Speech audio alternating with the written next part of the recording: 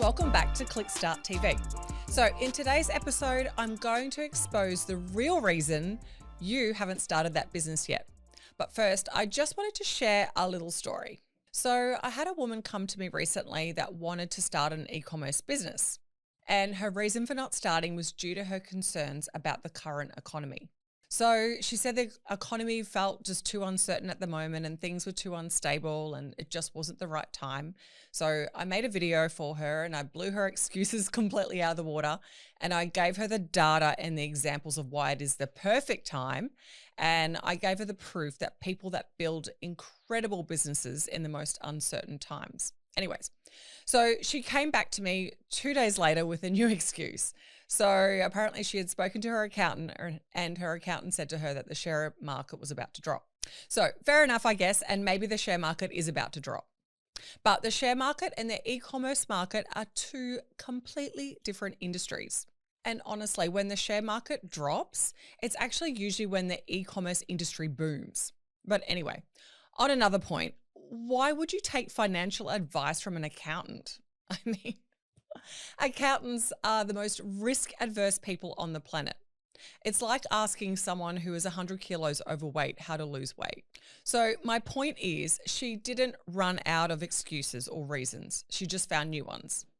And that right there is what I want to talk to you about today.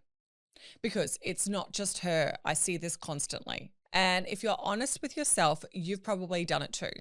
So here's the thing. What she was doing wasn't irrational. It's actually your brain working exactly the way it's supposed to.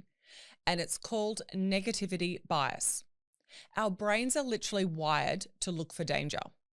Because back when we were living in caveman times, the people who paid more attention to threats survived. And the ones who were all sunshine and rainbows, well, they got eaten by something.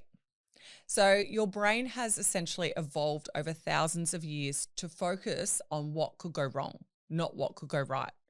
And the problem is that fear is uncomfortable. Nobody wants to sit with the feeling of just being scared. So our brain does this incredibly clever thing and it dresses fear up as logic.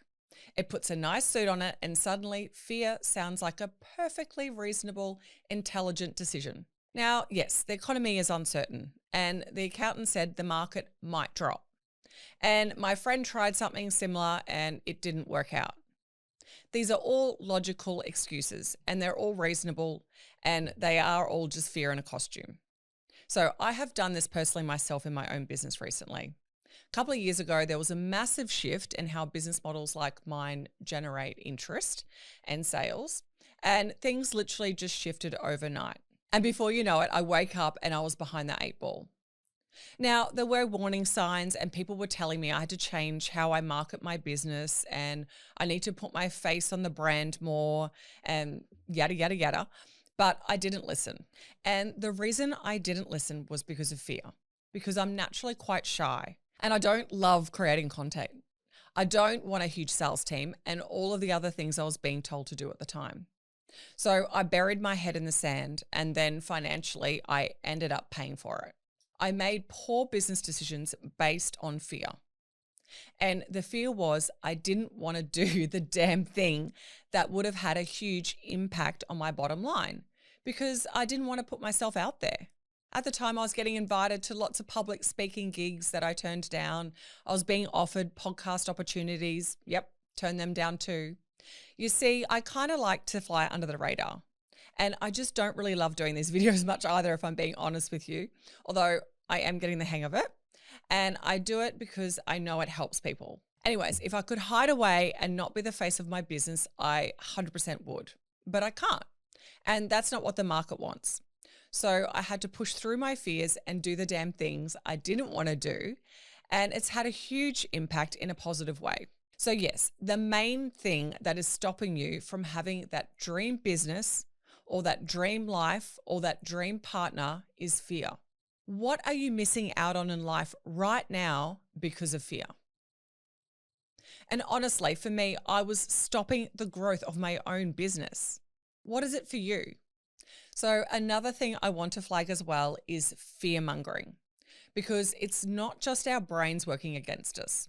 We've also got the entire media ecosystem pumping fear into us around the clock. Now, I don't watch the news and people might think that's weird, but I think it's one of the best decisions I have ever made for my mental health and my business.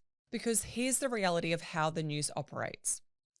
A Stanford University analysis of nearly 30 million social media posts by US news organizations found that negative, emotionally charged content spreads the fastest online. And news outlets post roughly twice as much negative content as positive on social platforms. Twice as much. Bad news gets clicks, drama gets views. And that is literally their business model. They are not in the business of giving you an accurate picture of the world. They are in the business of keeping you engaged. And fear keeps you engaged. People love negative news or drama. And a perfect example of this is the manosphere. And I'm sure you've seen that explode in recent times, the rage bait bros.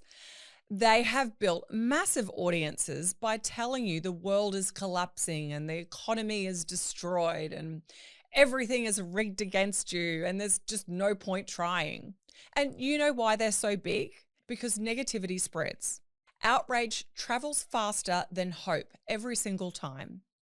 And when you sit there and consume that every single day, it doesn't just inform you, it becomes your reality.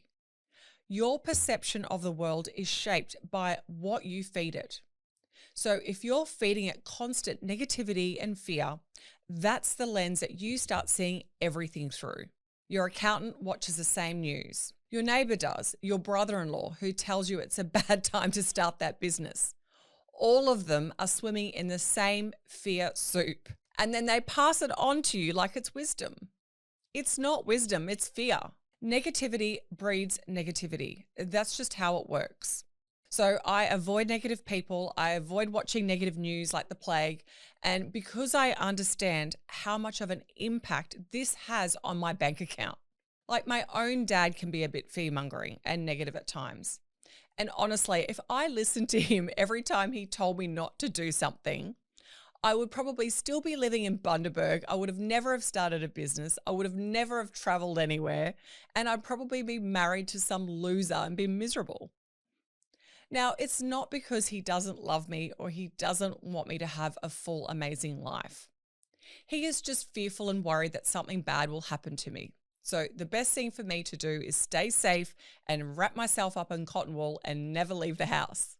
Now, luckily, I'm really stubborn and I didn't listen to him because look at the rich life I have now. But do you think big companies like Airbnb, Uber, or WhatsApp listened to all the fear-mongering during the financial crisis? No, they actually went and built billion-dollar businesses during a financial crisis.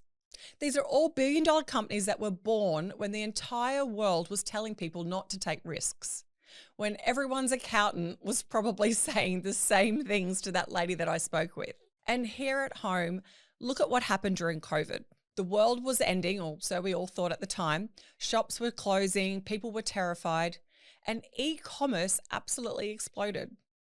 People who took the leap and started an online business during that time came out the other side with something real, something that kept working even when everything else was locked down. And the people who waited for the perfect moment, well, they're probably still waiting. And the people who acted anyway, well, they've actually built something real. Now, I just need you to actually think about this for a second, because the fear doesn't come free. Waiting has a cost, and every single month that you wait is a month that somebody else is building something amazing. Somebody else is learning, somebody else is getting customers that you could have got. The economy will always have something wrong with it, always. There will always be inflation, or there'll be interest rate concerns, or there'll be political instability, or there'll be an election, or there'll be an AI revolution that everyone is panicking about. There is no version of the future where everything is calm and settled and perfect, and then you have permission to start. That moment does not exist. You are waiting for something that is never coming. So here's what I want you to do. Next time you hear yourself say, "It's not the right time," I want you to stop and ask yourself one question. Is this logic or is this fear in disguise? Because you will know the difference if you're honest with yourself. Logic looks at the evidence and makes a call. Fear finds a new excuse every other day. Real risk management is smart, and the goal is to stop letting fear run your life and making decisions for you, because fear will keep you exactly where you are forever. Now, you guys know I'm all about building a business that gives you freedom, the ability to live life on your own terms, and none of that is built by waiting. So if you have enjoyed listening to today's episode, I would love it if you could hit the subscribe button below and keep up to date. And I look forward to seeing you back here in a couple of weeks. See ya.